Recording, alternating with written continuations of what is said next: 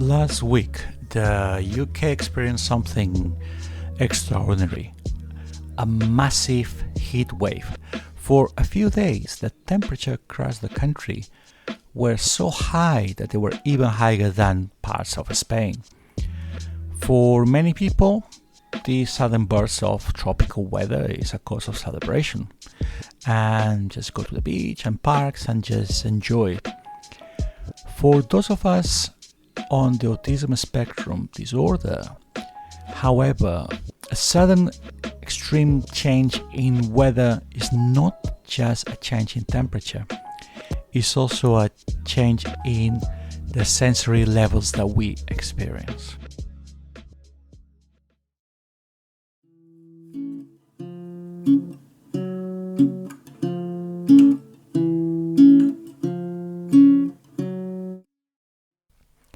Hi everyone and welcome back to ASD is Ability. I'm happy to know that you are around and looking to share the time of this episode with me today. We are going to explore how we navigate extreme shifts of temperature and weather for those of us that are on the spectrum. We're going to look at if there's any way we can prepare and also how to turn those changes into an opportunity to connect with others. So let's step into this together. As I said, when the UK had this massive heat wave last week, my immediate reaction was a mix of feelings. On one way, I was very happy because suddenly you have a much warmer weather, which is very welcoming in a country like UK that tends to be rather damp and cold. So this was great. At the same time, I thought, how that's gonna go? And as a person on the spectrum, I started thinking, what would I need to do? And I structured a bit of a plan.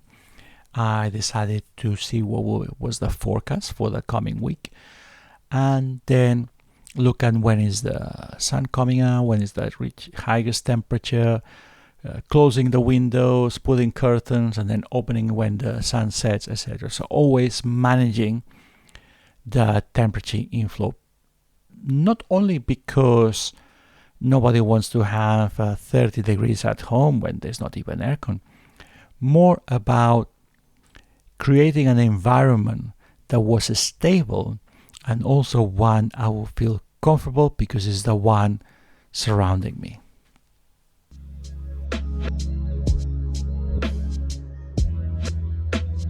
The outcome of this is reframing what happens when there's external environmental elements that might affect our surroundings. So challenging events like extreme heat wave are sometimes difficulty elements for people with neurodiversity.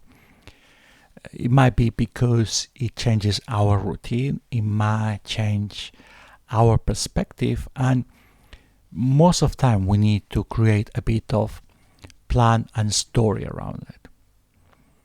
At the same time, the extreme events also stretch our boundaries because we might have to go out to get fresh air and then we meet other people and we're going to interact with those people and we need to prepare ourselves to understand that that's the way we enrich our way of thinking.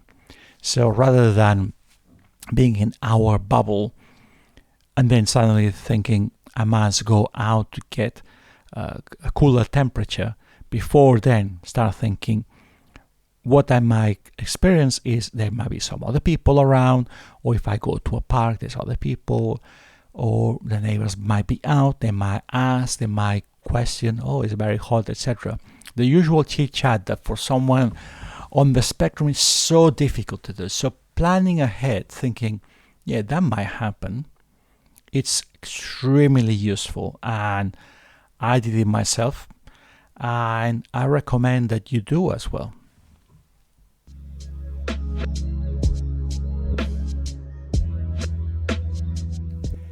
This is the plan I put myself in terms of deciding how to do this.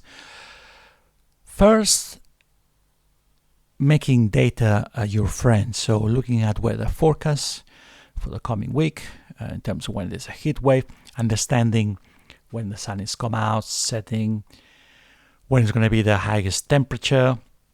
That sometimes is not automatic, sometimes more like in the afternoon, and planning to do indoor activities when the hottest hours are happening and leave the outdoor activities for cooler. Then, as a second element, prepare your indoor environment, so in this case at home, as much as you can ahead of time. So if you know the heat wave is coming, just open the windows early that morning, draw the curtains, and as soon as the temperature is likely to be higher than what you have indoor, close all the windows, draw all the curtains, and keep it that way, because then you save on the hottest hours. And finally, just plan going out if you can. So maybe if it's a work day that you go to the office and there's aircon there, or if it's over the weekend, you can just go to the cinema, or you can go to a shopping mall or a cafe, etc. All these will require possible interaction with people, so it's very good to plan ahead and have it in mind so it doesn't come as a surprise. Overall, if you consider it ahead of happening and you have a bit of plan, it's going to become much lower pressure rather than improvising on the spot. So having the plan, keeping it that way, is going to help you to manage situations like last week where it was so hot in the UK.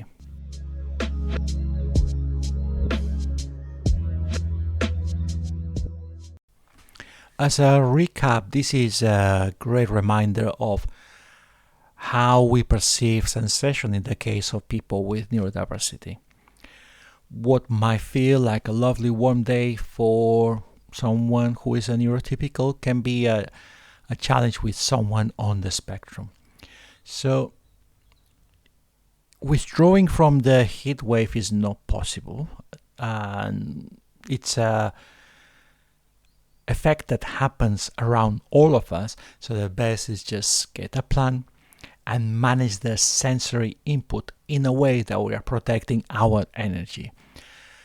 By having these adjustments, we prepare ourselves better, and also we appreciate how we can raise to the challenge that it happens around us. And knowing all that is going to make us feel much better for any situation that happens to us.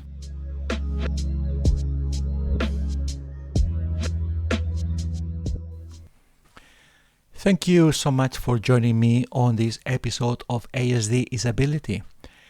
It would be great to hear about your stories. If you are based in the UK and you had a heat wave and you want to share, and how you manage that, particularly if you have a neurodiversity.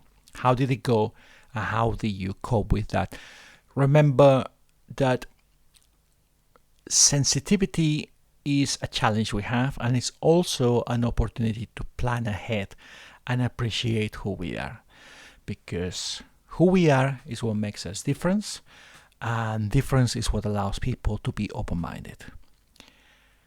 Until next time, take care.